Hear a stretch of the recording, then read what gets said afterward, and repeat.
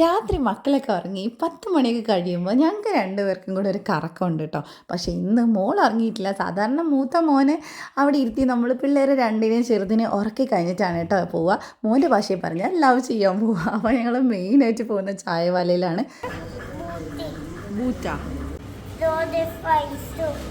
അങ്ങനെ മോള് പറഞ്ഞ പോലെ അവൾക്ക് ബൂസ്റ്റും ലോഡഡ് ഫ്രൈസൊക്കെ ഓർഡർ ചെയ്തിട്ടുണ്ടായിരുന്നു. പിന്നെ ഞങ്ങൾ ചായ വാങ്ങിച്ചു.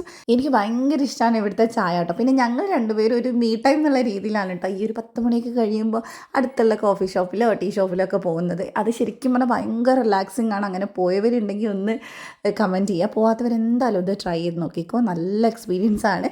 സാധാരണ മക്കൾ ആരും ഉണ്ടാവില്ല കേട്ടോ, ഞങ്ങൾ രണ്ടുപേരും മാത്രമേ ഉണ്ടാവലുള്ളൂ. അപ്പോൾ ഇന്ന് മോള് ഉറക്കത്തെണീറ്റ് വന്നതാണ് കേട്ടോ ഞങ്ങളുടെ കൂടെ.